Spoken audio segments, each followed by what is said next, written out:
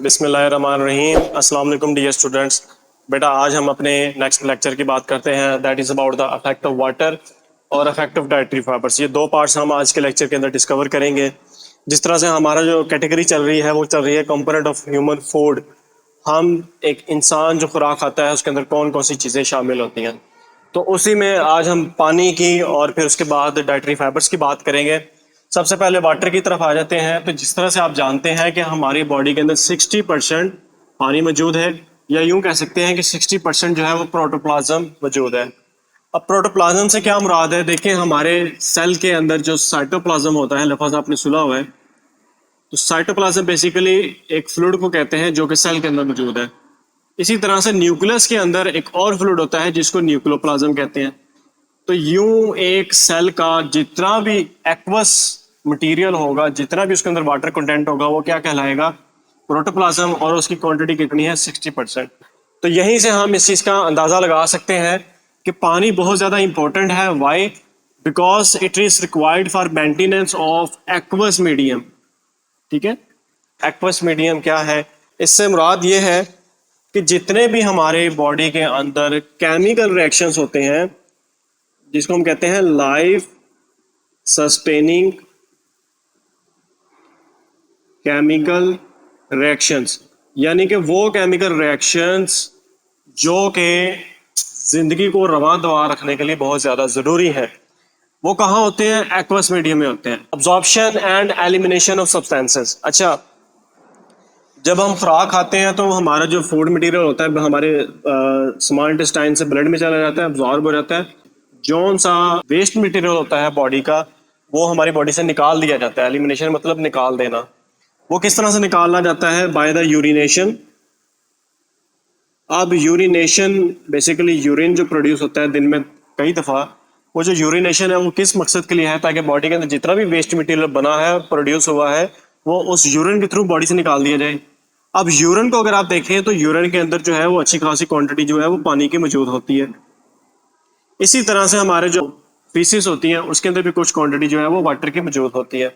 अगर वाटर नहीं होगा तो वो फेसेस जो है, वो जो हमारा वेस्ट मटेरियल है लार्ज इंटेस्टाइन में, वो बहुत ज़्यादा हार्ड हो जाएगा और वो कॉन्स्टिपेशन की शक्ल अख्तियार कर जाएगा। लिहाजा उसकी मेंटेनेंस के लिए पानी बहुत ज़्यादा ज़रूरी है। Maintenance of body temperature. अब बॉडी टेम्परेचर को भी मेंटेन किया जाता है with the help of water. किस तरह से? जैसे गर्मियों के अंदर जब गर्मी ज़्यादा होती है, हमारी बॉडी का इंटरनल टेम्परेचर भी बढ़ जाता है, तो फिर हमारी बॉडी के अंदर जो मैकेनिज्म है, जो कंट्रोल सेंटर है, वो क्या करता है? वो स्वेटिंग का प्रोसेस स्टार्ट करवा देता है। अब जब स्वेटिंग होती है, पसीना आता है, तो जब पसीना यहाँ से ड्राई होता है, यहाँ से वो वाटर वेपर जो है वो इवेपोरेट हो जाते हैं हमारी बॉडी से हवा के अंदर, तो एज अ रिजल्ट हमारी बॉडी के ऊपर कूलिंग इफेक्ट आ रहा होता है।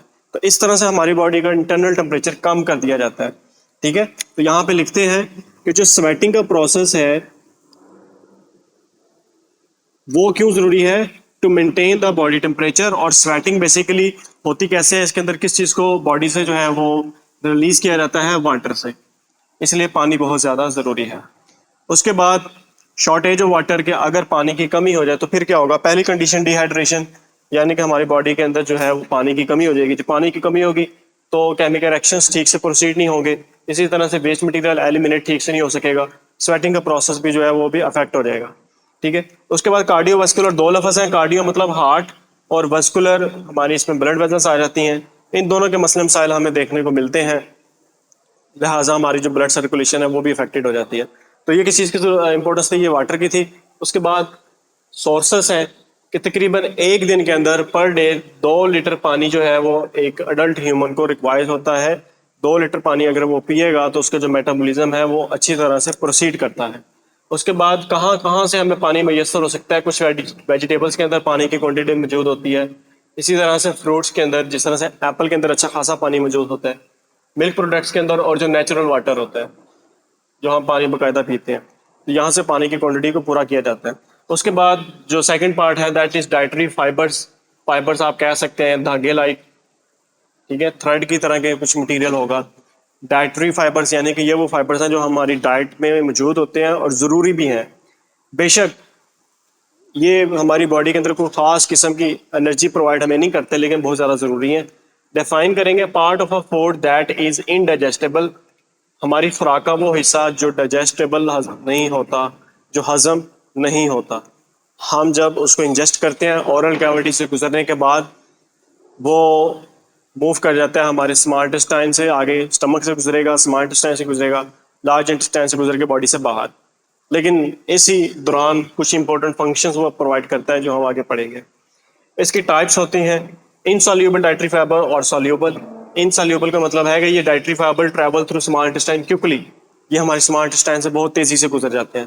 क्योंकि स्मॉल इंटेस्टाइन की बात हम क्यों कर रहे हैं, फॉर एग्जांपल ये स्मॉल इंटेस्टाइन है और इसके अंदर ये जो खुराक है, फूड मटेरियल, इसको जब तोड़ा जाएगा एंजाइम्स की मदद से, तोड़ने के बाद जो छोटे से मटेरियल बनेंगे वो यहाँ से हमारे ब्लड के अंदर चले जाएंगे, ठीक है। लेकिन ये नहीं जाता, ये यहाँ से तेजी से पास कर जाता है, ठीक है।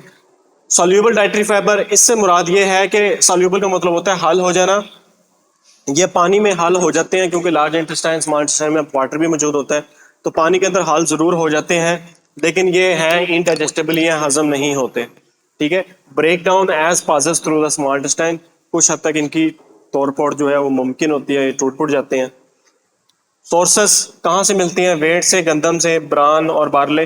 ब्रान किसको कहते हैं? जितनी भी सीरियल फैमिली है, जैसे राइस है और गंदम है, जो गंदम का दाना होता है उसके ऊपर एक पतली सी स्किन होती है, या उसको छिलका भी कह सकते हैं उस गंदम के दाने का, उसको ब्रान कहा जाता है, ठीक है। नेक्स्ट देखते हैं फंक्शंस ऑफ फाइबर्स, उसके कौन कौन से अहम मकसद हैं, वो कौन कौन से काम कर रहा है। सबसे पहला बड़ा इंपॉर्टेंट फंक्शन है that is relief constipation. Constipation किसको कहते हैं? कब्ज को।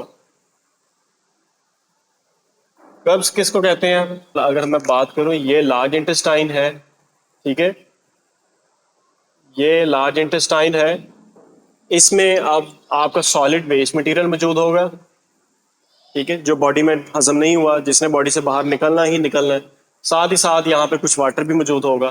तो यहाँ से अगर पानी अब्जॉर्ब हो जाए तो पीछे लार्ज इंटेस्टाइन में क्या रह जाएगा? सिर्फ वेस्ट मटेरियल, तो वो हार्ड हो जाता है, लिहाजा उसको बॉडी से निकालना मुश्किल हो जाता है, जिसको कॉन्स्टिपेशन या कब्ज कहते हैं।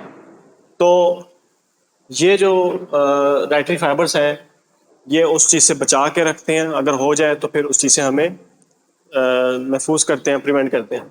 Help in lowering sugar and cholesterol level. हम जितना भी मीठा खा लें, हमारे ब्लड के अंदर जो है ना शुगर लेवल एक मेंटेन ही रहता है, बहुत ज़्यादा हाई नहीं होता, उसमें भी डाइटरी फाइबर अपना इंपॉर्टेंट किरदार अदा करते हैं। उसी तरह से कोलेस्ट्रॉल लेवल, हमारा जो चिकनाई का लेवल कह सकते हैं, वो भी कंट्रोल किया जाता है। वो किस तरह से कि लार्ज इंटेस्टाइन के अंदर जो हमारे कोलेस्ट्रॉल होता है या लिपिड कंटेंट होता है, उसके साथ ये डाइटरी फाइबर्स आके बाइंड कर लेते हैं, ठीक है, और बाद में वो इस तरह से बॉडी से बाहर रिमूव हो जाता है, डाइटरी फाइबर भी और कोलेस्ट्रॉल भी, लिहाजा कोलेस्ट्रॉल की एक्यूमुलेशन कम होती है। Removing carcinogens from large intestine. Carcinogens का क्या मतलब है? Cancer causing agents. क्या कहेंगे इसको? Cancer causing agents.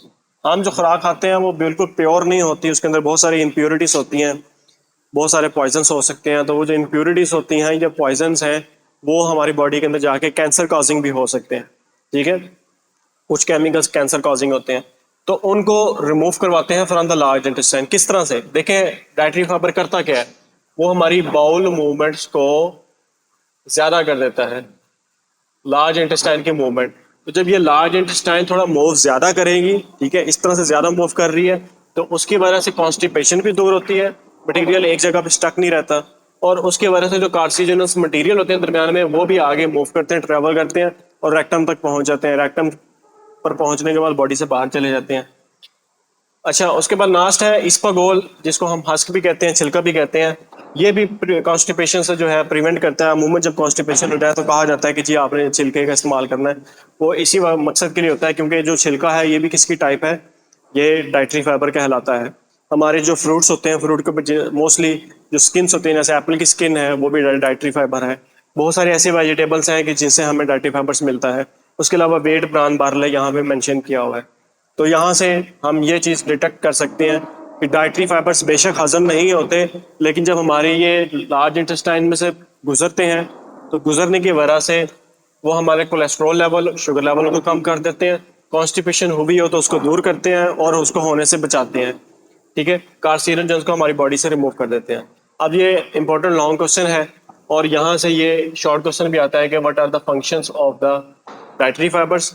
और ये बड़ा इंपॉर्टेंट शॉर्ट क्वेश्चन है कि टाइप्स बताएं, डिफरेंशिएट बिटवीन इनसोल्यूबल और सोल्यूबल डाइटरी फाइबर्स। तो बेटा ये आपने याद रख लेना है। उम्मीद करता हूँ आपको लेक्चर की समझ आई होगी। चैनल को सब्सक्राइब कीजिएगा, लाइक कीजिएगा और कमेंट कीजिएगा। जज़ाकल्लाह।